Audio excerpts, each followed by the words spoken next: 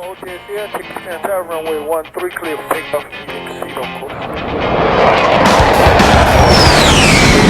Students begin classes for a new program at Texarkana College. We're going to cover manufacturing, operations, pilot careers, and maintenance careers. All right, spot. Cool. All right.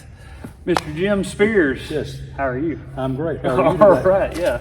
So, give us a little bit about your background. Who are you? How would somebody know you here in town? Well, my name's Jim Spears.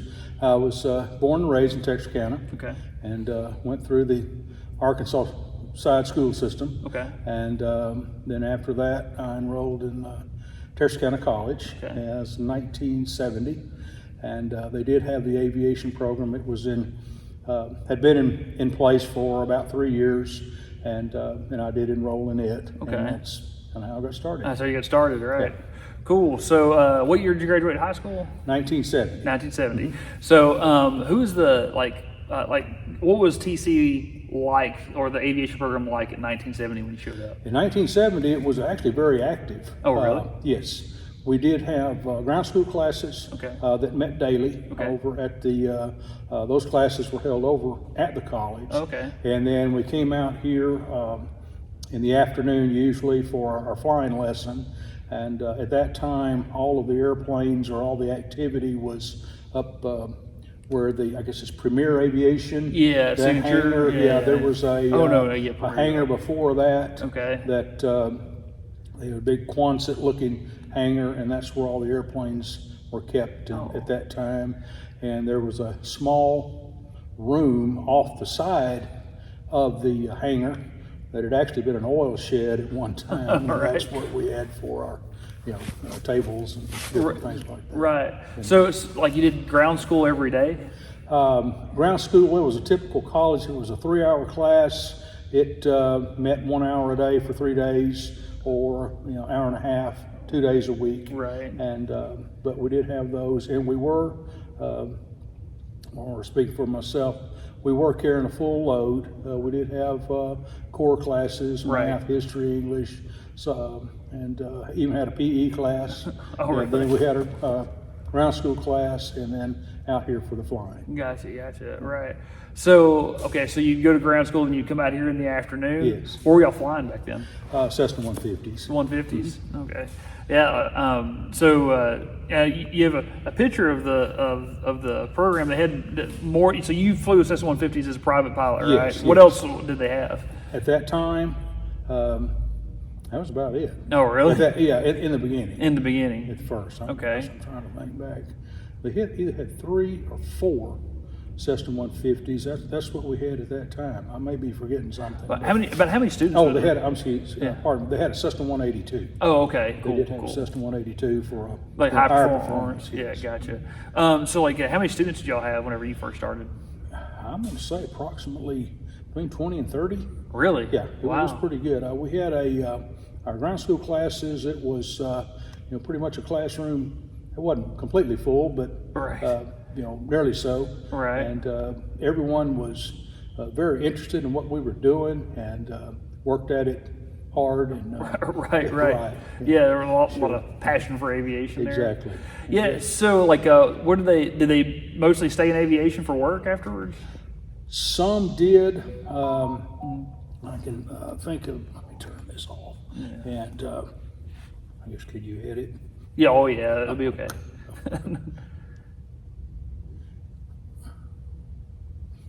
There you go. But yes, I'm trying to think of some of the ones that are in the picture. There were 2 or 3 that went on in corporate aviation. Okay. And out of that first group, I don't remember any that eventually went into the airlines, even though there were several later on. Right. Mainly after I'd become a flight instructor, that I had as students that went on. Okay. And some flying for Southwest and American, and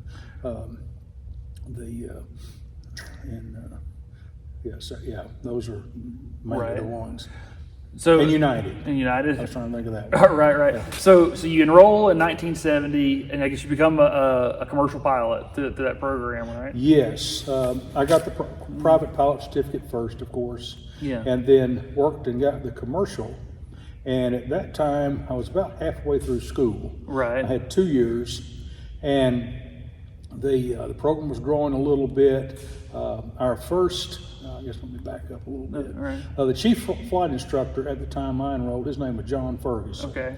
And the instructors that we had Larry Gordon. Okay. And Jim Blackard, and those were the chief pilot and then chief and flight instructor and instructors. Okay. And eventually, John Ferguson moved into a different position at the college, and Larry Gordon became chief flight instructor.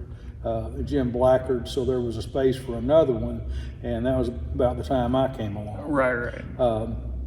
And so I did benefit from it tremendously.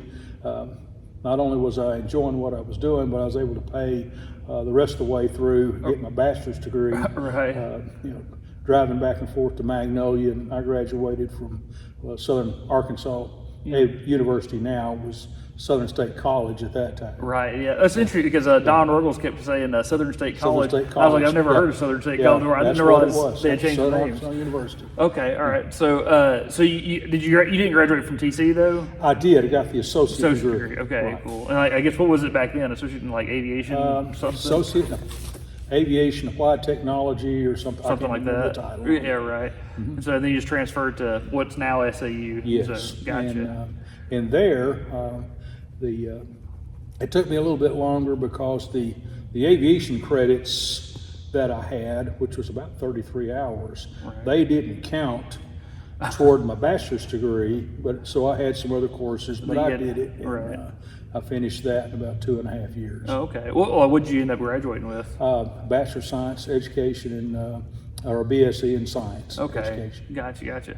And so, so you're a student here, and you start flight instructing, Yes. and then you're just commuting to class out at SAU, right? Yeah. But you didn't stop flight instructing whenever you graduated at SAU. No, actually I was able to instruct more on the weekdays because then I had my classes over there, so Yeah. I might have been out here Monday, Wednesday, Friday, and on weekends, Right. or just different days, or out in the evening, and got my work time in. Right. So Gotcha. it was pretty busy. Period of Seasonal time. life, yeah. Yes. Right. So, so you graduated SAU with your BSc. Then what happened? Well, I continued instructing, and pretty much just did that, for I guess about 4 years, and in the meantime, I did get the instrument rating. Mm-hmm. See, back then, now you have to have the instrument rating and then get the commercial. Right. And then if you get commercial without it, and that's what I did, but got the instrument rating, and then we got the Cessna 310, got the multi-engine rating. Right. So I was a single engine land airplane instructor, and then got the multi-engine instructor added, and eventually the double I, the instrument instructor. Okay. Cool. added. Right. And eventually became assistant chief flight instructor. Was my position. Right. And we were a Part 141 school. Okay. Yeah. Gotcha. These were the regulations and all that. Yeah, no, we're tracking to try to get to 141. We got to start 61 to get the program going, iron out all the wrinkles to it, and then start going to transition to 141. So. And we did have a syllabus that we followed, which I still have one. It'd take a little digging to really? find it. I'd be interested to see it. Yeah, that'd be cool. That we followed, and got the people ready to become pilots. Right. Private, a commercial, instrument, a multi-engine. Did all the different ratings and things. Yeah. So before we like really progress too much further, so what year did you get your double I? Do you remember? I think it might have been about 1976. Okay, so I'm guessing. So you had 6 years to graduate high school to Yeah. you're a double I instructor. Right. So you're sitting about like 24, 25 or so. Yes. What was like what were some of the bigger challenges that like for you to become a pilot? Like what was the hardest thing for you? I don't know. I guess building. Well, first of all, the biggest challenge was learning to land the airplane and all those things, and be competent with the skills that you needed, to pass a private pilot flight test. Right. So I guess that was once you caught on to that, and then the practice, cross country. I'll have to admit I got lost on my first cross country, and that was an adventure. Yeah, all turned out well, but as I found out later on, you learn a lot when you do things like that. Yeah, because you don't want to do them again. Exactly. Right. So, So was that before, like there was like a lot of like radio navigation, like VOR and stuff like that? Just the VOR. We had that and learned to use it, but primarily we planned everything out using dead reckoning, doing pilotage. We had the sectional charts and our checkpoints laid out and all that. That was all part of the planning. Right.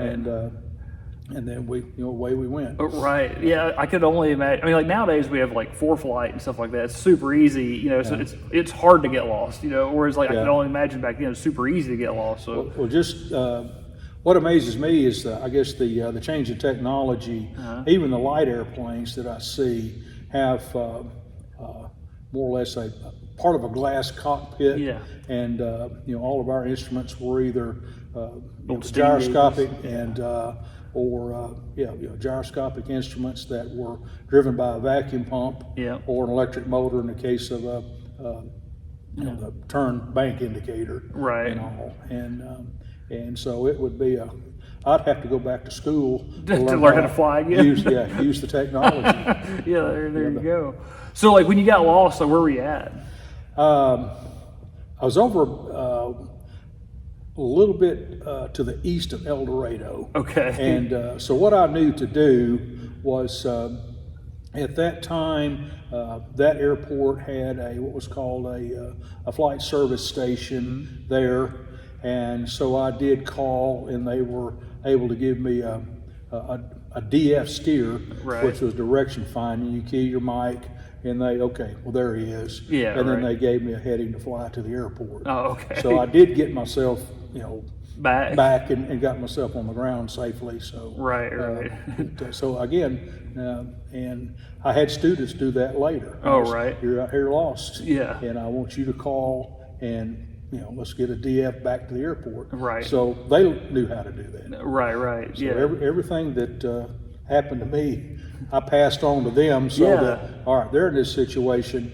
Well, it's kind of a powerful lesson. Like you're redeeming a mistake. It's like I screwed up, but like I can take my screw up and give it to you, so that way you don't do the same thing. And later I'd get the question, how did I know someone was ready to solo?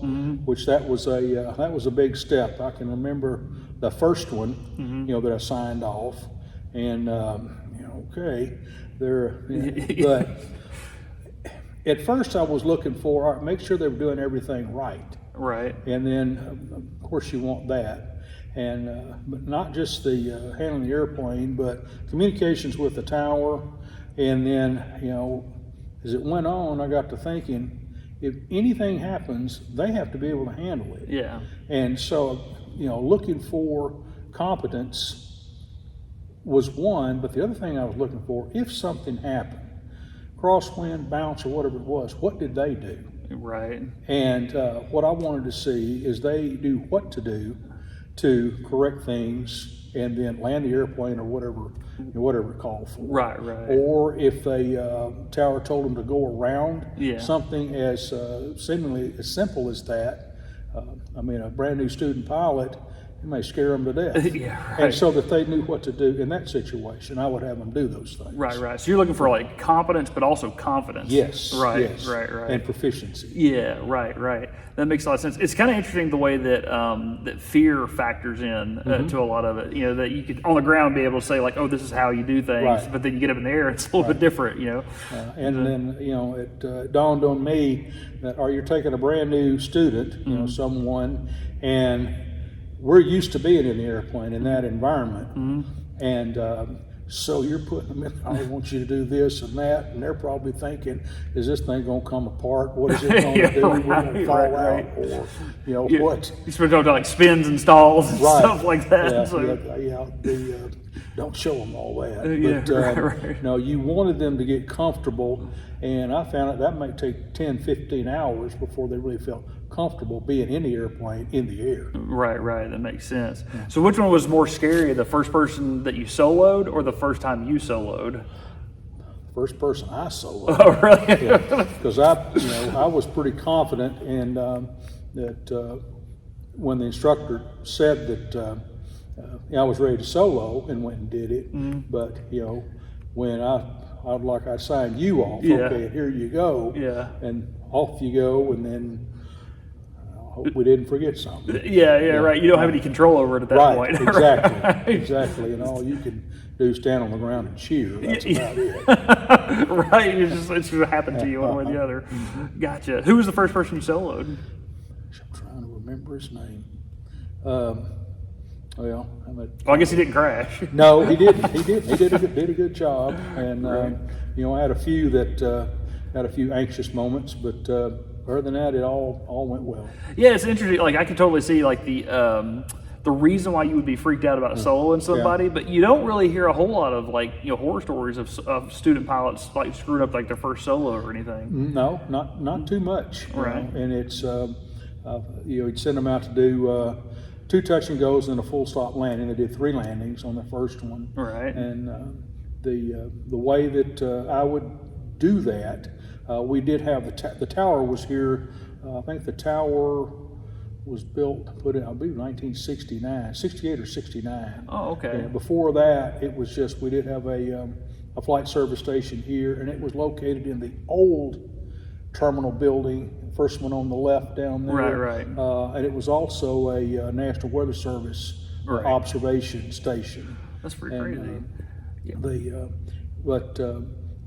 With the when they soloed, I would taxi over to the base of the tower, and turn around and sign their certificate, and then I would let the tower know that this is a student pilot in their first solo.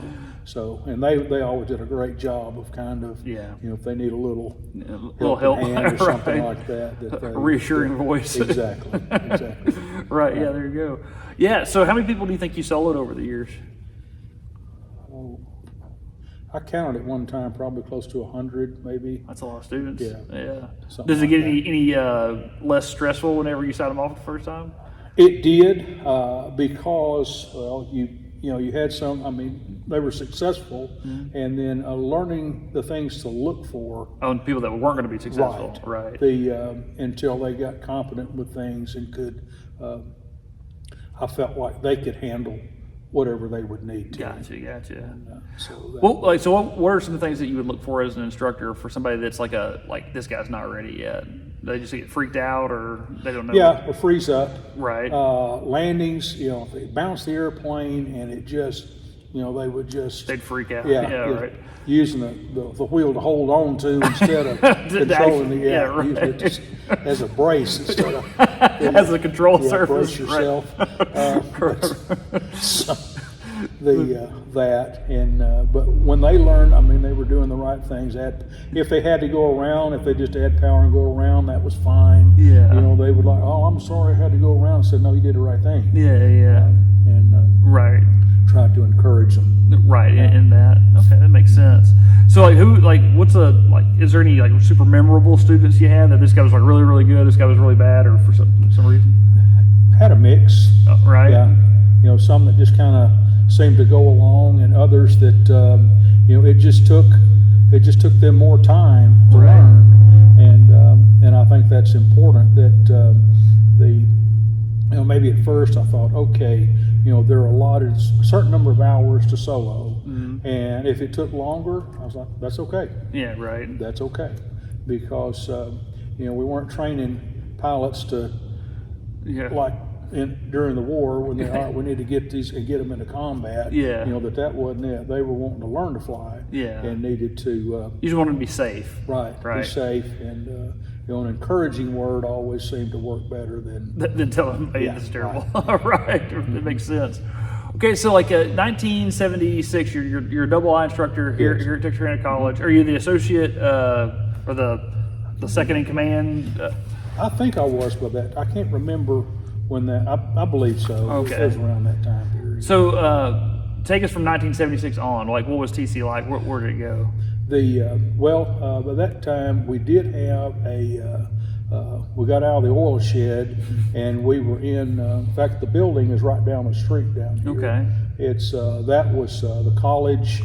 They had a shop for construction class. Okay. They built that, brought it out here, and the premier hangar up here. Right. It sat at what would be the back corner of it. That's where Right. our building was. Oh, okay. And then we did have our own Unicom. We had stuff like that. So it was just It was a working with full-on students, it operation was at that just- time. Yes. Yeah. Yes. Right. How often were y'all flying? Like, what was your flight load like? Load. You may have 2, 3, 4 students a day, Oh, wow. and something like that. And I guess I was averaging maybe between 30, 50 hours a month flight instructing. Right. And sometimes in the summer, you might fly 100 hours a month, or Yeah, good weather. Just depending on the weather. Wow. Yeah. That's you're racking Yeah. up some time there for Yeah. sure. How many hours total do you have now? Time it ended, probably 6,500, and most of that's flight instructor time. Right. Right. So. 65, 7,000, something like that. So, like, while you're an instructor, like, are you doing any work for anybody else, or are you just doing flight instructor Every stuff? once in a while, we would get a trip. Might be the president of the college Needs to go maybe somewhere. to Austin, somewhere like that. Right. Or if it was a student that needed to, I had one that was a school board member, Right. and we would combine like a night cross country with Something where they you needed to go, and Right. they'd do their meeting, and then we'd come back. So Gotcha, there were some gotcha. flights like that from time to That's time. pretty. It's interesting to see how many parallels there are to, like, right now, because, like, I'm trying to work with our construction technology class to build stuff. For me, I mean, like, tables for in here, and like we're looking at all kinds of different things. So y'all did the same thing Yes, back in the yes, day. yeah. So it makes sense. Yeah, that's pretty cool. And then, like, I just had Dr. Smith out here the other day, and we were talking about, like, if he needed to go down to Austin too, and then 25, he's going to have to start going down there a lot. Is there a way we could get down there easier? And I was like, well, yes, but like most of our airplanes are pieces right now, right? So I'm working on it. But it's just interesting that y'all did the same types of things. Now we did have a mechanic. It was actually he was an AI. Jess Jordan was his name. Okay. That maintained all of our airplanes. All right. For overhauls and things, we used different people, and he'd get the engine, change them out, and all. So Right. if we did have a maintenance issue, most of the time it was back in service within a day or two. Right. Unless there's parts issue or something like that. Right. And he could do the inspections, and signed all those off for us. Right. Yeah, we're starting with teaching maintenance first to help facilitate that exact thing. Yeah, So we get a good maintenance program going on. Well, then all of a sudden you hire the right instructors that they can flip those aircraft around to keep flight going. Yeah. Right. So that makes a lot of sense. Yeah. So 19 or like kind of like getting towards like 1980. What was it like then? It was about the same. I mean, it came to work every day, and just involved in aviation through the day. Some days you may have student cancellations. You may fly with 4, you might fly with 1. Right. Or might come out and the weather may be, we didn't fly with anyone that day. Right. So Right. a lot of it was, just time spent at the airport. But Right. I spent a lot of time out there. Yeah, right. Well, honestly, like that's like almost like a job benefit, just because like you just hang out and you sit and watch planes come and go and stuff, and there's Exactly, yeah. it's like I don't think you have to be flying all the time to really appreciate just being out here, being in part of the environment. Well, I passed that.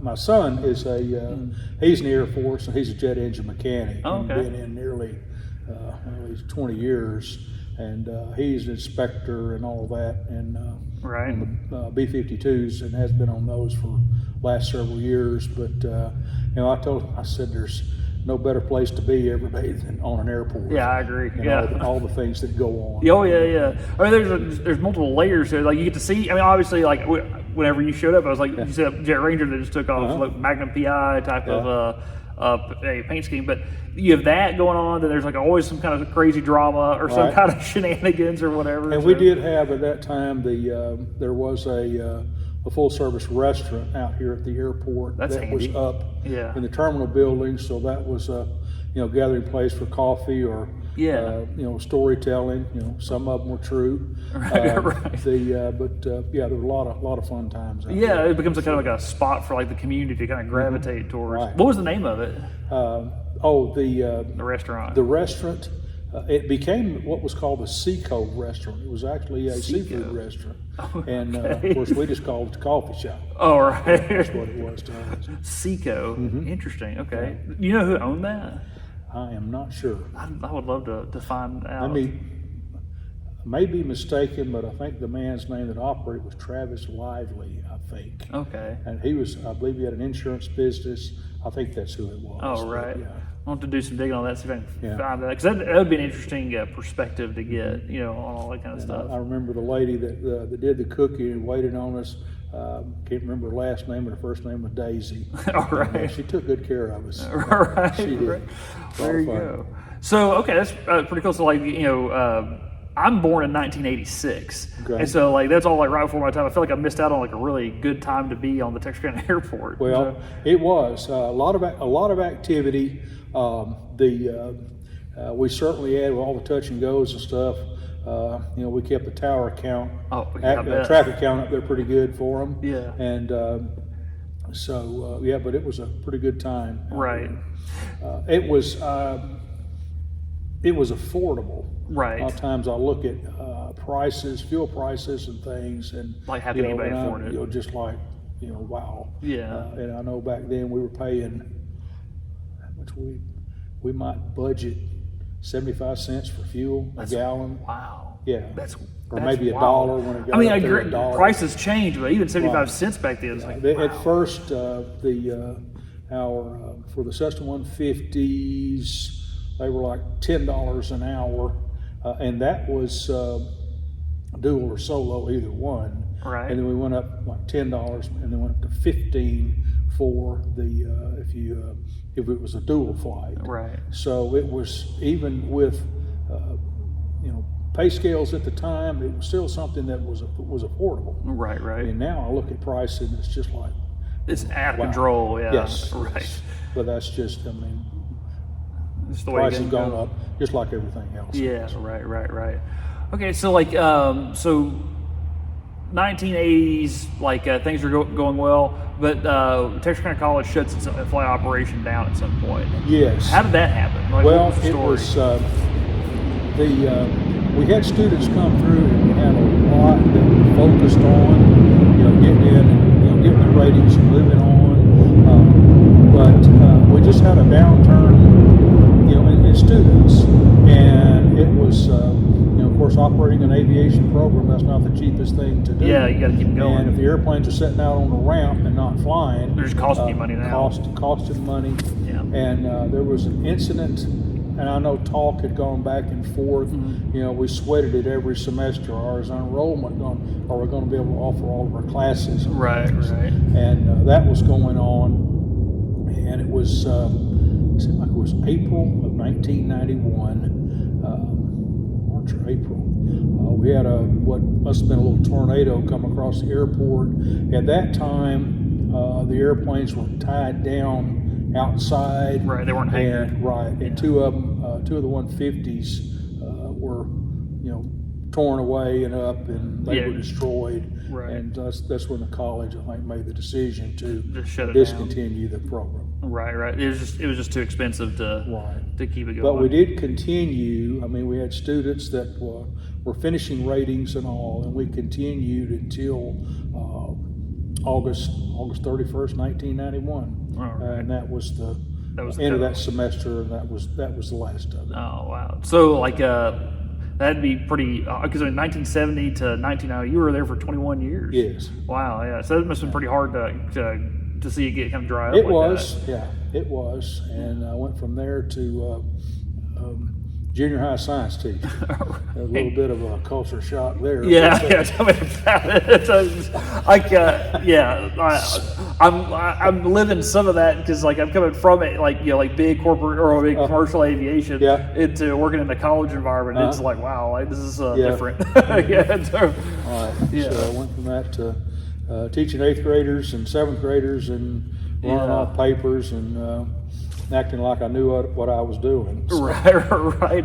You get all the confidence in the air, but then you get in that classroom, you're like, I don't know. Right. So, True. I don't know. So, well, did you keep flying at all after? I did some on my own, and we there were 2 or 3 of us that continued to fly with students. That some of the students we had bought their own airplanes and continued to fly with them.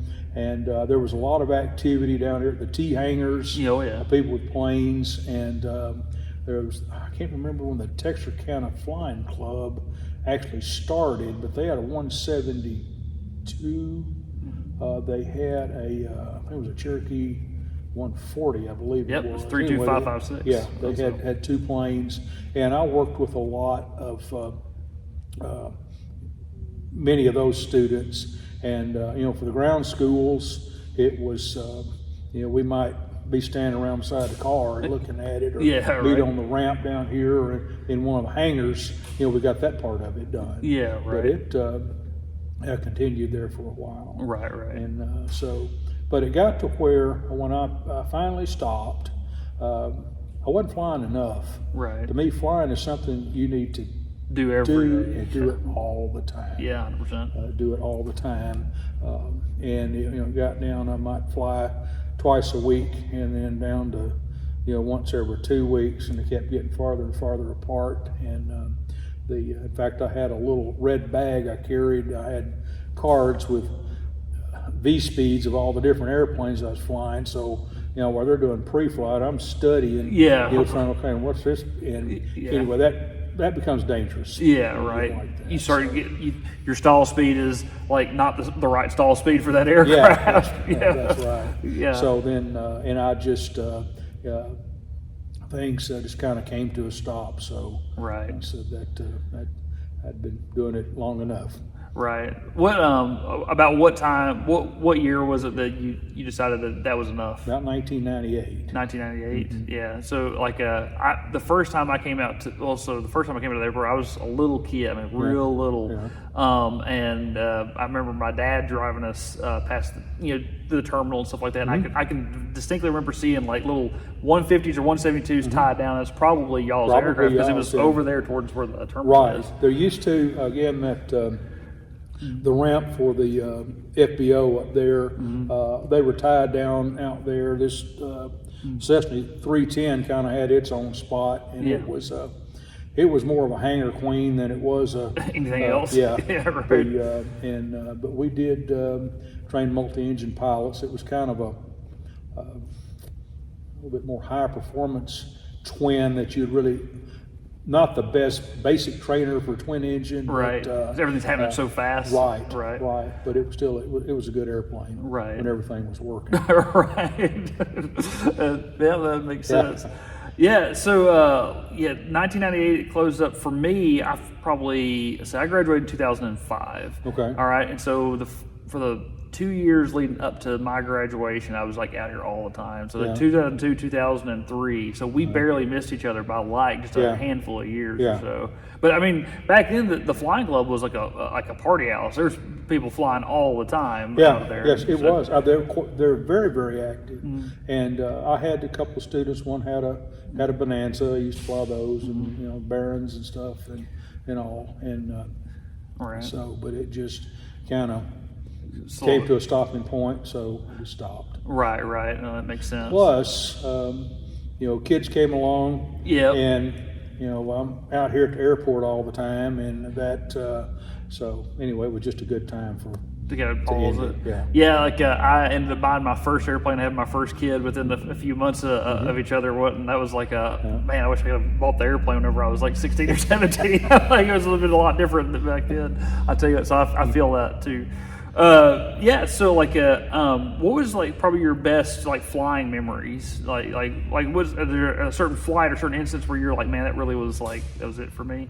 Oh, If you close your eyes and think back to like like back in the day, what? Yeah. It's been so long ago. It's hard to remember. Right. We made a trip one time to. We did. There was actually some competition and intercollegiate. I can't remember what the title of it was. The National Intercollegiate Flying Association. It was a spot landing, Yep. flour sack bombing. Yeah. That was the two things, and there was an association that we had. It was like a cross country. I guess it was like kind of like a time trial, like you do in a car. Yeah. And you'd plan out a route, go out and fly it, and whoever came closest to their ETA, there was a trophy for that. And Right. we did some of that. That was fun. Yeah. And this was, with students that had their own airplanes. Right. And it was actually a good airplane, and that was fun. Well, so like that's so NIFA, the National Intercollegiate Flying Association. There you go. Yeah, like that's something that's on my radar because like there's a spot out here that I would like to get a trophy case built up and see if we can fill it, like and just have a really good like winning program like that. We went to. We actually went to a national meet. It was at Purdue University, and it was in spring of 1972. Yeah, Purdue's still competing, by the way. Are they? Yeah. And we flew. We had that Cessna 182, and there were four of us. I think we took it up there in two Cessna 150s, but we went nonstop from Texarkana all the way up there in that 182. Okay. That's a very good airplane. Yeah. Very good airplane. Yeah. And they're a little more pricey than they used to be. Yes. But that's one thing. In hindsight, I'd have gone back and bought every Cessna 150 I could have gotten my hands on. Bought it for $3,000 or $4,000. Just hang on to them. Pickled them and put them up and roll them out now. But, yeah, because again, now it's $30,000, $40,000, $50,000, $60,000 at least. Yes. It's just out of control. Yeah. All right. Yeah. So flour sack bombing. So like now spot landings I've done. Like obviously you're always trying to make it's like almost like a work of art. You're trying to get it better every time you take off, right? Right. Obviously like cross country flying, like whatever. But I've never dropped a flour sack out of an airplane. They used we would go up to Hope Airport and practice. All right. And the safest place to stand was right in the middle of the X. Because you're never going to get Yeah, you're never going to get it. Right. And I can't remember the altitude. If it was 500 feet, I don't remember. AGL, I can't remember. But you just kind of hang out the window and just drop it. Yeah, just drop it. Right. And so anyway, we were trying to figure out what was the best to just drop it or try to throw it or do that. With the. But we had a lot of fun with it. Was there any trick to it that you ever? Seemed like throwing it a little bit. At least you felt like. You had some more control. Of course, if you go back to your physics problems, you're moving, so where's it going to land? So you're trying to estimate, I need to drop it here. Right. So it ends up here. Right. And, it was a lot of fun. Well, I can see why they would want to do that because I guess you're trying to come up with a stabilized approach, as slow as you possibly can, and still control the airplane. Right. And then you have to think about as the flour sack travels, you have to calculate for the wind and everything, which you adjust your approach as well. It's pretty wild. We tried water balloons. We thought, the flour, let's save some money. We use water balloons. That doesn't work. No. You hold out the window and it just pops and you get wet. Right. It's pretty wild. There you go. Yeah, when I worked at Boeing, they had so they would have this like night classes, but the night classes were meant to help break up silos inside the company because it's a huge company. I mean, like Everett alone had like 60,000 employees there. Wow. It's like the size of Texarkana working for one company, And so they would have they would require the engineers to go to these night classes where, like, say if I was the 787's brake guy or whatever, I would teach all about the 787 brakes. And the idea was that if you're the 737's wing guy, like you would sit there and you'd be like, oh, I have a problem I'm working on, and they've solved something similar, and it would kind of do the same. Well, as a mechanic, I found out about all this stuff. I was like, oh, like you're gonna have to beat me with a rod to keep me out of this stuff. So I would go to these little night classes and stuff and try to learn as much as I possibly could. Yeah, certificates and things. Yeah, that's smart. Yeah. Well, they had this one where one of their lead mathematicians. So they have like 4 or 5 of these guys who are just, all they are is just like solve math problems for a living, right? And they came up with this thing where they were trying to put a nuclear bomb on an F-15 that had no guidance system. And so they're like, here's the thing, it's like, it can't fly over where it's going to drop the bomb, because the bomb drop, it's not like back in World War II. They're going so fast, the bomb drops so fast that the explosion catches up with the plane. And so they had to come up with a way to like launch the bomb into the air like that, and then peel off and then hit afterwards and get away from it, so that way it would do like that. And they're like, well, obviously we can't, it's hard to test this, because you don't want to be setting off nuclear bombs all the time. And so they had come up with a similar system to like your flour sack deal, because it's like there's no guidance, it's all just physics, you know. And they had worked out like a program that did a Monte Carlo analysis that basically said like, okay, well, under these conditions, the computer can tell you exactly what to pitch it at, when to release, and then and when to hit the gas, and when, if you were safe or not. And watching them kind of go through that whole iteration with all the math and stuff, I was like, oh wow, they've come up with all kinds of ways to really think through something without actually having to like, you know, go wheels up. You know, so now you have something that calculates it for you. Red light, go. You know, let it go. This stuff is pretty cool. Right, so it's pretty neat. But it's really the exact same problems that you have with the flour sacks. You know, but we were just like, you know, looking out the window. There you go. You don't have to worry about when a water balloon blows up on you or something. That's about it. Yeah. So like looking back on it, like, were there any like what are the lessons learned for Texarkana College? Like, we're starting this from a ground. If you could start it over again today, what would you avoid, and what would you do? What would you capitalize on? Well, first I would have a good like a syllabus or a program outline. That okay, we're going to start here, and and make sure that you're. Are you anticipating ground schools too? So that's very, very important. And explain. You think, okay, well, I'm a flight instructor, so you assume everyone knows about airplanes, and just explain the dynamics of the airplane, how things work. Make sure students understand the fuel system, how all that works, and that. And then follow it. You know, be consistent. Make sure that when they come out, that you have something prepared, and so that they can progress. I think they want to see feel like they're progressing along. But again, with the understanding that you're used to being in an airplane, and they may have never been in one before. And you know, bring them along, and you know, just kind of. You know, and give them time to get used to. And I did find it was easier to make sure you reward them when they do something good, even if it's not so good. Kind of like that's the best landing with the brakes on I've ever seen.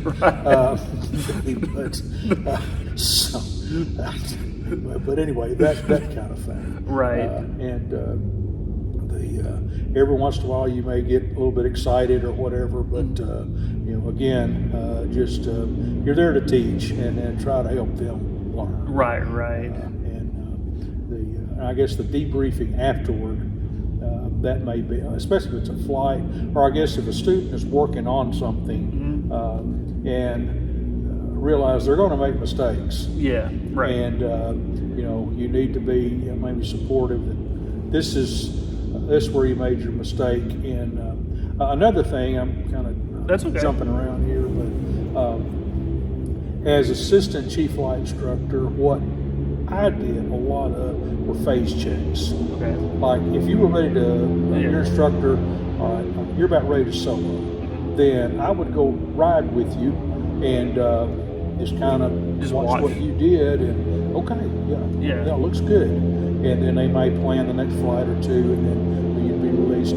So, and the same thing with cross country. When we got to that point, I would, I want to see your planning, everything, including the weight and balance. Make them do everything. And, you know, preparation for the flight. And I guess the reason I see that as more and more important now is YouTube and a lot of the aircraft accidents and incidents. You know, it maybe go back to just bridge and the basics. And maybe they didn't know how. But I think all that's important. But but just have a first-class program. The ground schools, again, I think that's very important. And there was quite a bit of maybe video and things that you could supplement. Right. Not as much as there is today. Right. But I guess back then you had king schools and right, stuff like that. Yeah. Right. And just try to do the best job you can with them. Okay. Right. And even some kind of something to camaraderie. It may be shirts yeah. or something. We even had in that picture, we all had on these gold windbreakers. Yeah. And we actually had a emblem or a symbol on there. You can see it on some of them. Yeah. I still have mine. It needs to be put up in a frame or something. Right. Yeah. But we have that, and then trying to get everybody together so that it's like a fun group. Yeah. Like we had. Right. Well, so like our plan with maintenance, we haven't gotten quite there to flight yet. Yeah. And flight's a little bit different because at 61, it's like almost casual type training, whereas 141 is a little more rigid, Yeah. you know. But like with maintenance, like we'll start them off and like one of the first things they do is they design their class patch that they wear on their shirt. Cool. And then Okay. whenever they graduate, Cool. we'll save one of those patches and put it on the wall. That's good. And as we go, we start to have like a history of like everybody who's been here. That's a good idea. Yeah, and and so that way, like they can be whatever they want, provided it's not like inappropriate or or whatever. So what do you start where do they start? Propulsions or airframe? airframe? So it goes general first, and Okay. general is kind of like what you're saying. It's like baby aviation. Like, Yeah. this is an airplane. This is how it works, all the way up to the kind of the peak of general. The last class is ground operations. So like this plane, they'll taxi it. Oh, they cool. Okay. they'll tow it. They'll do Yeah. all, like ground marshaling, talking to the tower, all Yeah. the things you need just to operate on an airport. Good. Okay. The next thing they transition to the airframe semester, and where they start learning like composites, sheet metal, basic avionics. They've done some electric work in general, but like it'll definitely get ramped way up in that. And then you go into power plant where we work on the JT9s, and it starts with a recip class to teach you like suck, squeeze, bang, blow, basic engine basics, and then it progresses into turbine, and then kind of the peak of that is doing fan blade inspections on the JT9 and stuff like that. But that's kind of the progress. But it's all 20 guys that are 20 guys and girls really that will go through all of it together. Yeah. And so and I guess of course the teacher part of me is maybe be having them do background reading and make sure that they do it, quizzes and different things, holding their feet to the fire, right? And it will help them come along faster. Than, so the FAA just recently did a big Part 147 rule change, and we are super lucky that we have like the Part 147 rule change is happening with the new ACS for mechanics. Okay. That's the first time it's happened in 50 years. All right, Wow. so that's happening. Then House Bill 8 passed in Texas to allow us to structure the funding differently, so it allows us to lower the cost for it. Yeah. And then and then like you have like a brand new program, like we can take those two changes and integrate them into something totally new, totally different. And so we're really lucky to have that. But I was going somewhere with this, but essentially, like it'll be like brand new from the get go. Where I was going to. One of the big ACS changes is that they would allow for us to do hybrid learning, right? So, meaning that like just like you do, if you were a private pilot and you would get those King courses and you would do ground school on your own and then you would go and fly with an instructor, right? You can do that with mechanics now too, but there's no courses that are necessarily out there. So what we'll do is I've been recording like classes, and so they'll watch it the night before, take a practice test, and then they'll come in the next day. Nice. Their instructor will say like, hey, look, we're gonna retake that test, so that way in theory you've gone through and you've made all your mistakes, and then you can pass this one test. And then once you've passed that test, he'll do like a safety brief, like today we're going to do this, and don't like smash your fingers, whatever. He'll go over like if we're working on the Gimli glider, you know that story? So essentially, they changed the 727 from going to pounds to kilograms. Oh, okay. They screwed up the math, so they only failed the plane halfway up for fuel. Oh, yes, I do. Yes, I do. Yeah. So like we'll give a talk on that. Like, hey, look, today we're going to be studying math. This is why math is important in aviation. They screwed this up, and they almost killed like all these people, you know.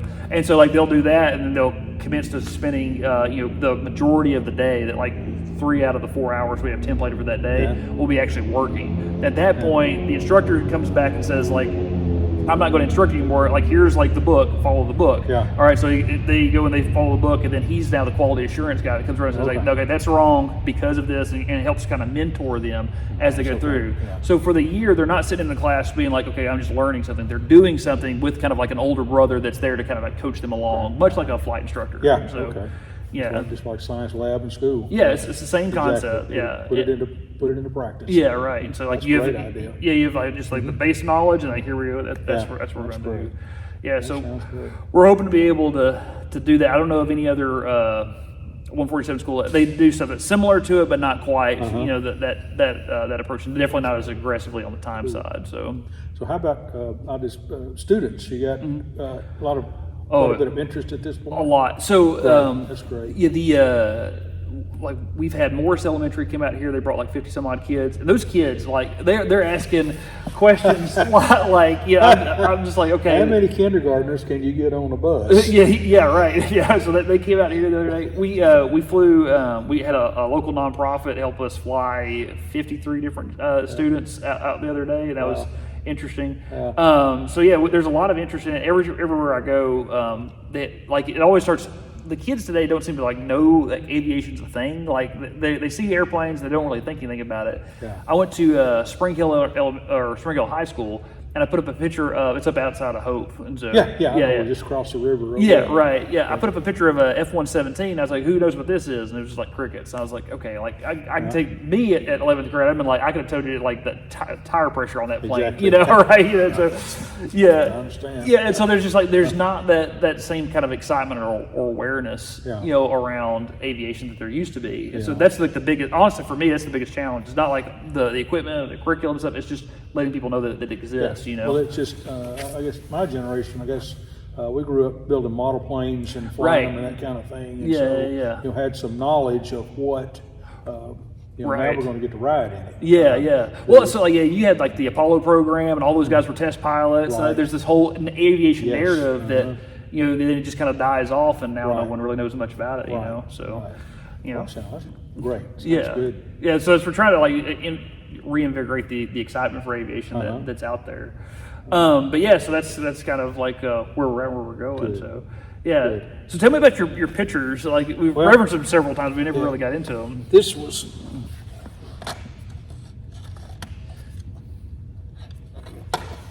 this one was like I said, this one was taken about 1972, 73. Right. And looking at it upside down. Where are you and at? I am right there. I think I'm You look- second. I was yeah. I think that's top of my head. Why does that change so much? Oh yeah, that's Larry Gordon. That's me. Okay. Tawana Littleton, Dana Hayes, and on the end down here it's Steve Winter. He went on to fly Learjets. That's Richard Cobb. He flew a lot of air freight and Beech 18s, DC-3s. Okay. This is KB Davis. He was actually registrar at the college at that time. Oh, really? Yeah, and he got his private pilot's license. This is in the background. That's Ernie Spellman. Okay. He was an instructor for a long time. Did some, charter work. That's Steve Middlebrooks. He was one of the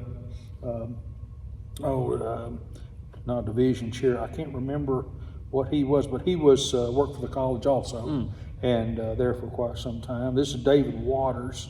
He flew for several corporations and companies, and last I heard about him, he was flying air freight. And let's see, who are the other two? This is Bob Black, and he was didn't fly much after getting his ratings and all, but again, he was just part of the group. And this fellow's name was Bob Dotson, and he was a student at the time. I flew with him some, and all those guys. Well, like it impresses me. There's two female pilots and all Yes. that. Oh yeah, Tawana Littleton. Yeah. Let's see, who's the other? Or there's just one. That's her right there. Okay. and Dana Hayes.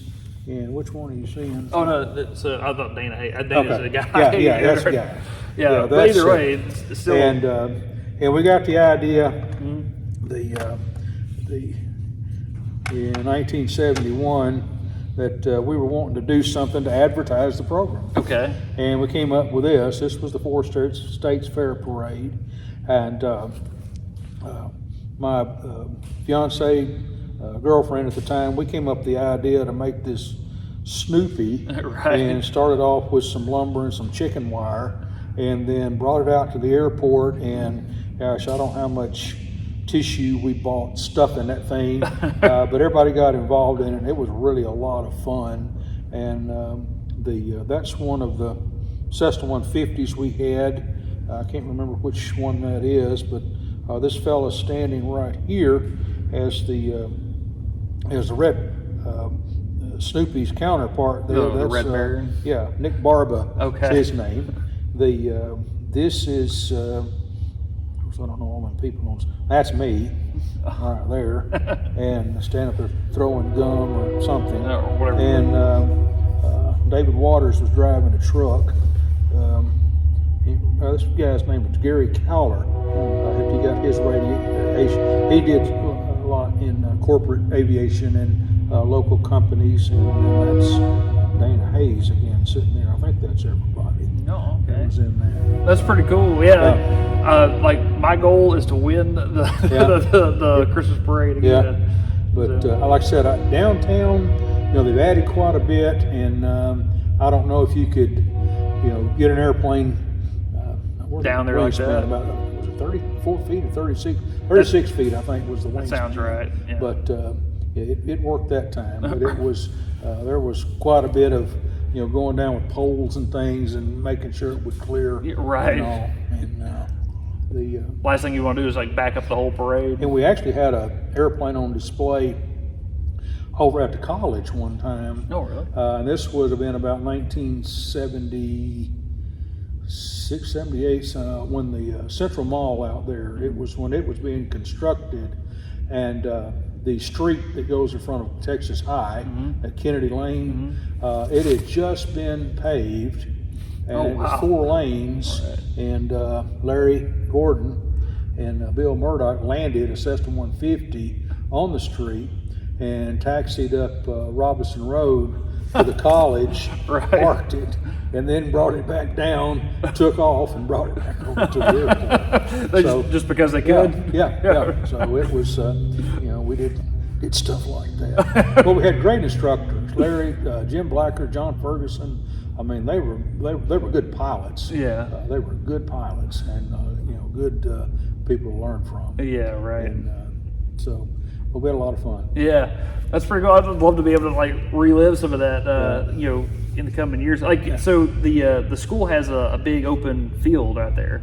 I look at that and I'm like, man, if you had like a jacked up Piper Cub, you might be able to get in there and tuck into that field. That'd be something else. Yeah, you might. I had it was a student that he worked for. He had an Arctic Tern, and which was his airplane later, and he was he's a pilot for American Airlines. Okay. And had the big Tundra tires on it and everything, and right. it would take off and just short distance.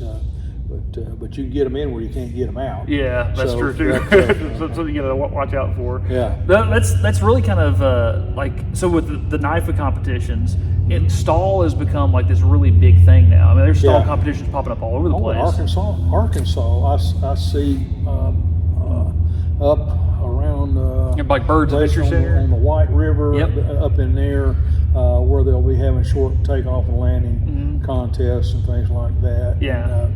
And I've also seen some, tragic accidents too. Yes. It was a guy in a Cessna 140, I believe it was, that got too slow. And those when you Cessna 140s and the 150s, when they stall and start to spin, down they go. They're quick. Yeah, right. Quick. Yeah, no. So that competition's called Arkansas. And, Okay. Yeah, and so like I went up there scouting out for future events. And so Yeah. took my family up there and we parked. And you just go there and you camp out. It's basically out in the middle of the woods, right? And we camped out underneath they have a called river runway, just the last little bit of like that final before the trees clear out and you actually start really coming down. Yeah.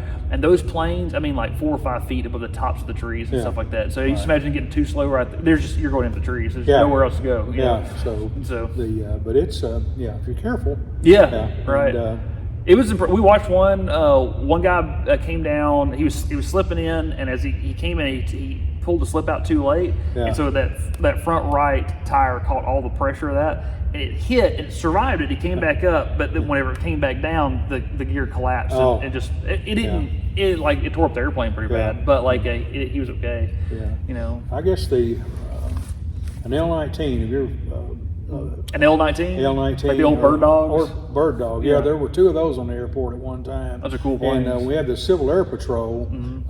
They had one of them. Right. And that was now you're talking about short, it'd take off pretty short, but that thing had 60 degrees of flaps. And with the wind, you could have landed it, in this hangar lane. It'd just land and stop. And, right. But anyway, that looks like a lot of fun. Yeah, if I remember, those L-19s had like a 6-cylinder Continental, so basically a Cessna 150, more or less, right? Yeah, it was. It was more like a Cessna 170. Okay. That they had. Still, windows all the way around. And everything. So you can see out. And I can't remember. It seemed like it was a 300 horse. I can't remember what it. Yeah, it's a stupid amount of power. The one we flew was just a fixed. It just had a fixed pitch prop on it. Right. And but it was a lot of fun. Yeah, I bet. It was a hot ride. Yeah.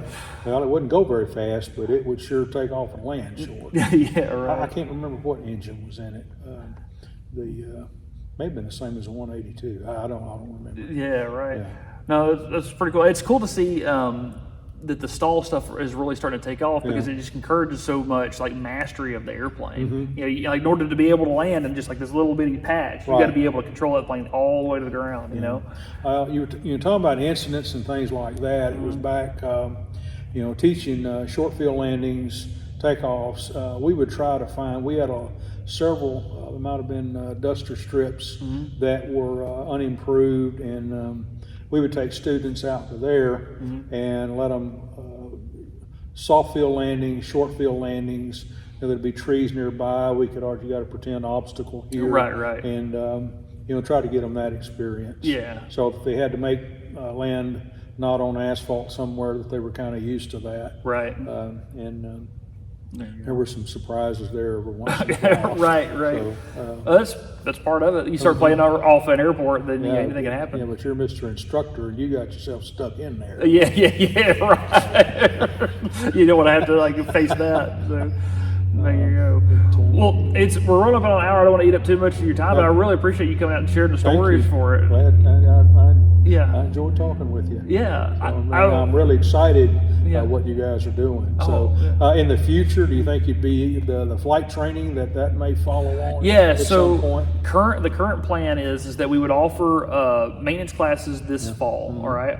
Then I'm already I've had 2 meetings yesterday about flight, and I'll have one tomorrow about trying to figure out what aircraft do we want, how do we want to purchase them, how are we going to do parts and fuel and all the all the things that no one wants to talk about, no one cares about, but you have to have. Yeah, you can't fly without an airplane. Yeah, right. So we're slowly building the building, and then hopefully I'm targeting 2026 to have everything is up and running at that point.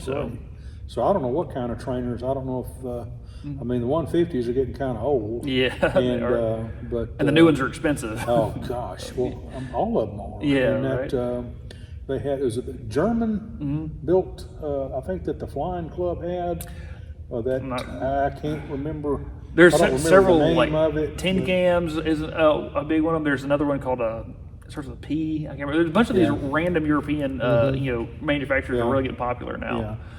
And I'm sure they're good, but I don't, I wouldn't know about parts and all that kind of thing. Yeah, that was. And they get into the composites. I mean, the others you could fix them. Yeah, right. And composite material, that's a whole different thing. Ball game. Yeah, so with the maintenance side of it, I mean, like, so your 787, 737 MAX, like they all have like a lot of composite parts, so that's become like more of a thing with your airframe and power plant. And whenever we're buying equipment, you have to make all kinds of like little decisions along the way. Yeah. I wanted to really emphasize for our structures guys, like this is what composites are, and from cradle to grave, from idea to finished part, what does it look like to build one? So we have a CNC machine, and we have like all the hot bagging equipment and stuff that we can to actually build parts. So in theory, we could we could build an airplane here if we wanted to. Now I'm saying that we will or won't, or all the details will go in that, but we'll at least be able to instruct it, and then we'll be able to repair stuff as well. So that's another kind of thing. What about drones technology? So that's a big big it's thing. the model airplane guys that are going to war now. Yeah, right. Yeah, I mean, like the war. So RC guys are starting to control stuff. I mean, I don't. I mean, it's a bad, serious activity, but that's just blows my mind what they can do. And that's something that's on the horizon. So like we'll do flight once we get flight going. The certification for your drone pilot stuff is more or less a private pilot ground school without a lot of the cross country stuff. Okay, cool. There's certain rules that come with it, like so they have like a 400-foot ceiling that they have to stay below. And there's a couple other little nuances to it, but really it's like this is how airspace works, and don't be crazy and like that kind of thing. It's not really that difficult to get your certification for it. So well, I had a couple of drones, but they never did. I never got them out of sight. My son-in-law has one, and I know it. It actually has to have permission to get airborne. And he said, "Well, what's this airport traffic area or traffic zone?" I can't remember what term they use now. And I said, "Well, we're within about 3 miles of Texarkana Airport." I said, and it goes out to 5 miles. And then goes to the ground. That's Class B airspace. airspace. That's their airspace. And so you go zooming around with this little 2-pound thing, and that. It comes through a windshield or something. That's bad. That's serious. Yeah, right. Yeah, so they have like ADS-B, something that has come out, right? You can get like drones that are ADS-B capable that you can actually transmit with them and stuff. So something to think about. Anyway. But well, Mr. Spears, I thank you very so much for coming out. Thank you. I enjoyed this. Absolutely. Yeah. All right. You have a good day. Thinking about some things I hadn't thought about in a while.